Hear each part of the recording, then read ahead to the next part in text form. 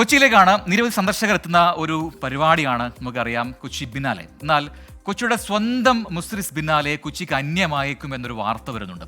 കൊച്ചി ബിനാലയുടെ സ്ഥിരം വേദിയായ ഫോർട്ട് കൊച്ചി ആസ്പിൻ വാൾ ഇന്ത്യൻ തീരസംരക്ഷണ സേനയ്ക്ക് കൈമാറാനുള്ള നീക്കം നടക്കുന്നുണ്ട്. അത് വലിയ പ്രതിസന്ധിയാകും എന്നാണ് വിവരം. ബിനാലയ്ക്ക് ഇതുവരെ പുതിയ വേദി കണ്ടെത്താനായിട്ടുമില്ല. കൊച്ചിയിൽ നിന്നും അശ്വിൻ പാലാഴിയാണ് ഈ പ്രതിസന്ധിയെക്കുറിച്ച് നമ്മോട് പറയുന്നത്. കാണാം.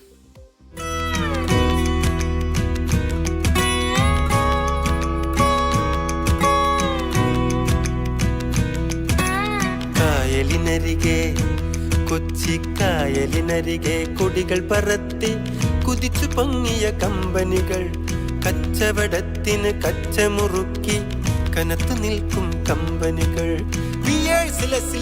ആസ്പിൻ വാൾ, ഹോൺകാട്ട്, HMC, ബോംബെ കമ്പനി, മധുര company, AB Thomas company.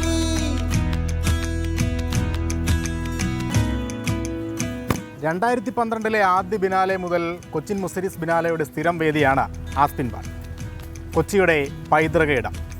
Cochin biennale കൊച്ചിക്ക് അന്യമാകുന്നത് ഈ ആസ്പിൻ വാൾ നഷ്ടമാകുന്നതോടെയാണ്.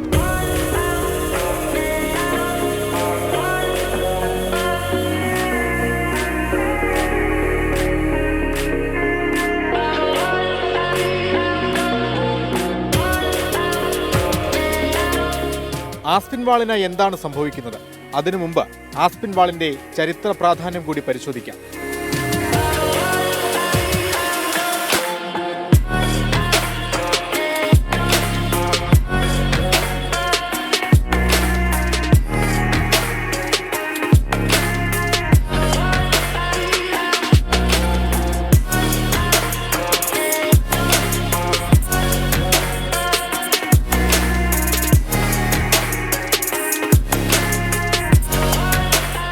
കായലിനോട് ചേർന്ന നെടുനീളത്തിൽ 2.5 ഏക്കറിൽ തലയുയർത്തി നിൽക്കുന്നു ആസ്പിൻ വാൾ. ഫോർട്ട് കൊച്ചിയുടെ അടയാളപ്പെടുത്തലുകളിലൊന്ന്. 19-ാം നൂറ്റാണ്ടിലാണ് നിർമ്മാണം. കൊച്ചിയിൽ ആധുനിക തുറമുഖവും റെയിൽവേയും വേണമെന്ന ബ്രിട്ടീഷ് അധികൃതരോട് ആവശ്യപ്പെട്ട ബ്രിട്ടീഷ് വ്യാപാരി ജോൺ ആസ്പിൻ വാളിന്റെ നാമധേയത്തിലാണ് കെട്ടിടം. ബ്രിട്ടീഷ് ഭരണകാലത്ത് കയർ കമ്പനിയായിരുന്നു ഇവിടം.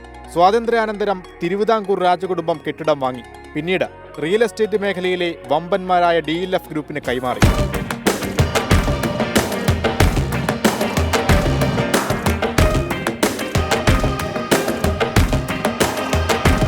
വൻകിട ഹെറിറ്റേജ് ഹോട്ടലായിരുന്നു DLFന്റെ ലക്ഷ്യം.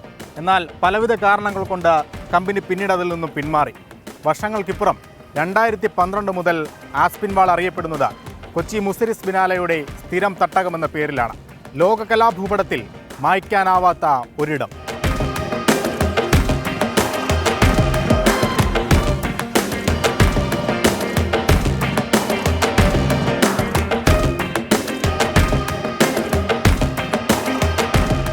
ആസ്പിൻ വാൾ അടങ്ങുന്ന ഭൂമി തീരദേശ സേനയ്ക്ക് കൈമാറാനുള്ള നീക്കങ്ങളാണ് നിലവിൽ നടക്കുന്നത്. കൈമാറ്റ കാര്യത്തിൽ DLFുമായി ഏകദേശ ധാരണയായി.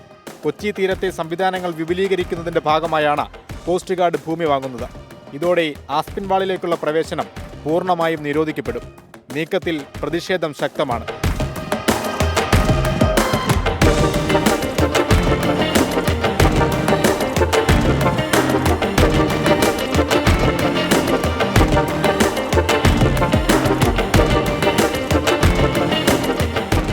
സ്ഥിരം വേദി എന്ന നിലയിൽ ആസ്പിൻ വാൾ ഏറ്റെടുക്കാൻ സർക്കാർ ചില നീക്കങ്ങളൊക്കെ നടത്തിയിരുന്നു. മുഖ്യമന്ത്രി അത് പ്രഖ്യാപിക്കുകയും ചെയ്തതാണ്.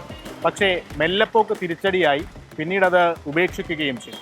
പക്ഷേ ആസ്പിൻ വാൾ ഉപേക്ഷിച്ച് മറ്റൊരു വേദി തേടിപ്പോകാൻ തൽക്കാലം സംഘാടകർ തയ്യാറല്ല. ഇവിടെ തന്നെ വേരുറപ്പിക്കാനാകുമോ എന്നുള്ളതാണ് ബിനാലെ ഫൗണ്ടേഷൻ നോക്കുന്നത്. കൊച്ചിയിൽ നിന്ന് BS രാഹുലിനൊപ്പം അശ്വിൻ പാലാഴി, 24.